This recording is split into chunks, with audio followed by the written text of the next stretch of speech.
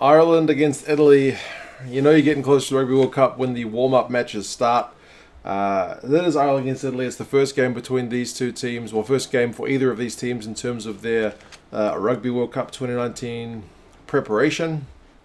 So most of us rugby fans are pretty excited to see how these teams are going to go. If you've looked at the lineups, and I will put these teams in the description so you guys can have a look as well, they are much changed from what you might expect to see a full-strength team, or perhaps during the Six Nations. So there's a lot of guys who are getting a run.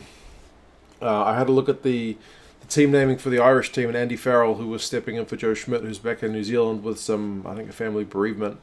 He basically was talking about cohesion being the most important thing right now.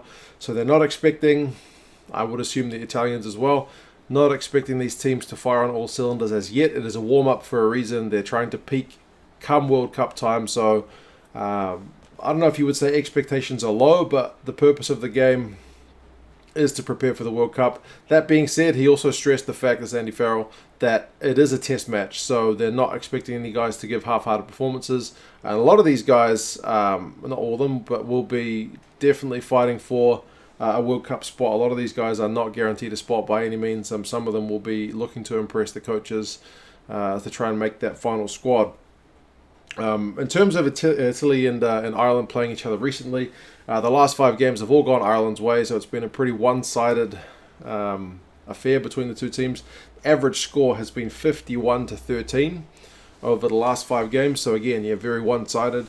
That being said, the most recent game in the Six Nations this year was still Ireland, but only by 10 points. It was over in Italy. It was 26-16. That was a much-changed Ireland side. I don't want to call it a B team, but they definitely rotated the squad during that Six Nations for that Italian game. So I guess that possibly reflects a bit in that scoreline. So rotated squads again. It'll be interesting to see how they go. I'll have a look at the Irish squad first because they are the home team. A lot of familiar names. I mean, you got McGrath and Carbery at 9 and 10. So that's a pretty useful combo. I mean, it's not Murray and Sexton, but you don't expect to see Murray and Sexton playing. I mean, Sexton picked up a knock, must be over a month ago now in training, so you don't expect to see all the big guns, and a lot of the big guns are missing as well. That's not to say Carbery and McGrath aren't big gun players. I mean, they're both top players, so but it's not what we're used to seeing from that top strength Ireland team. I'm very interested to see how the midfield goes because it's Chris Farrell and Garry Ringrose. I think Ringrose is the only guy who played in that last Six Nations game, at least in the starting 15. I mean, Tadhg Burns there on the bench. He played. Obviously, Cian Healy played. So there are other guys who played as well. I think Iain Henderson was injured. But, I think Garry Ringrose is the only guy in the starting 15 who started in that last game of the Six Nations. So this is what I mean about it being much changed. But, Farrell and Ringrose is a very, very solid midfield. So one to watch. Outside backs, it's Dave Kearney, Andrew Conway, and Jordan Larmour. So it's a pretty attacking looking Irish back three as well. I definitely expect to see them running, counter-attacking, and just generally making the Italians' lives pretty miserable if they get ball in hand. And the forwards, Jack McGrath, Rob Herring, and Andrew Porter are the front row. Devin Toner, he's been injured, I think, at the tail end of the Northern season, so it's good to see him back. John Kleyn is going to get a debut for Ireland, South African lock, so he's done his time and he's qualified for Ireland now, so he's one to watch, I guess. Rhys Ruddock is captaining from the blind side. Tommy O'Donnell is in at 7 and Jordi Murphy is in at 8. So again, there's still a lot of guys who we won't see perhaps in this first game or perhaps even the second game. But as Farrell said, this is Andy, cohesion, getting things settled. That's what we should be looking for. I mean, you still look at the bench though. I mean, you got Kearney, Healy there, Iain Henderson's there, Tadhg Burns there, Marmion's there, Mike Haley's going to get his debut as well if he comes on. So there's plenty to like about that Irish squad. In terms of the Italian side, there's a few more guys who played in that last Six Nations game against the French. Padovani is there at fullback. I think he played wing in that last game from what I looked up. Zanon is still there. Esposito is still there. So those guys are all still about. McKinley's on the bench for this game, and he was on the bench for the last game as well. But other than that, I think, again, the squad has largely changed. 9 and 10, they've gone with Palazzani and Kalokana, so it's a Zebre 9 and 10, based on their Pro 14 form. You might have preferred to see some more Benetton guys there, but hey, this is a warm-up game, so we'll see how they kind of, Conor O'Shea, rotates his guys to get these guys prepared. Who else is there? Benvenuti is there alongside Zanon in the midfield. As I said, Esposito's there, Padovani's there. Bezzini is there from Zebra as well.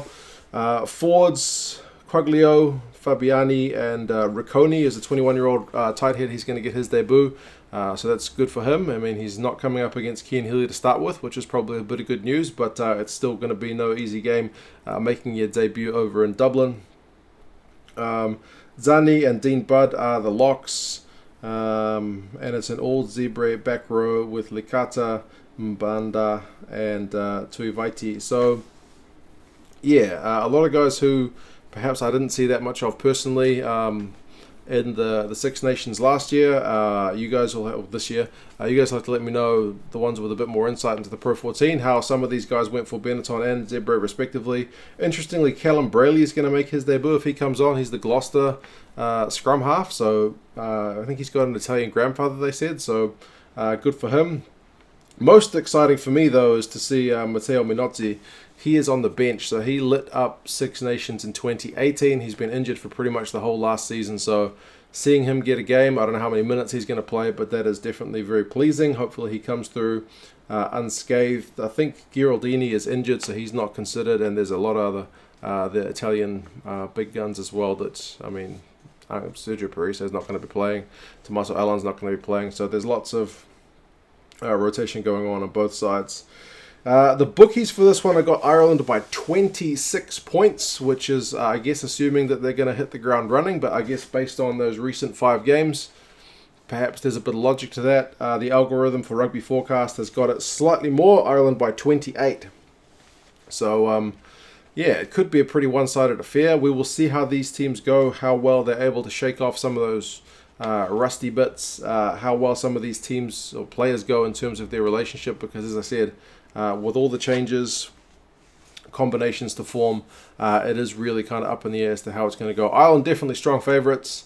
I believe this game is on at about 1 o'clock in the morning here in New Zealand, so I won't be watching it live, but I'll get up because I think the South African game against Argentina over in Argentina is on in the morning over here, so I think it's like 7 something, so I'll get up at around 5 and watch a delayed version of this game, shut myself off from all the social media and radio and all that jazz so I can watch it as if it was live. But yeah, you guys have a look at the teams. As I said, they're in the description. What do you think of these lineups? Who are you excited to see? Any of these guys you think are guaranteed a World Cup spot for either team? Any guys you think are on the fringes or perhaps have a real mission to prove a point to make sure they get into that final squad? You guys let me know your thoughts, and I will talk to you again soon. See you later.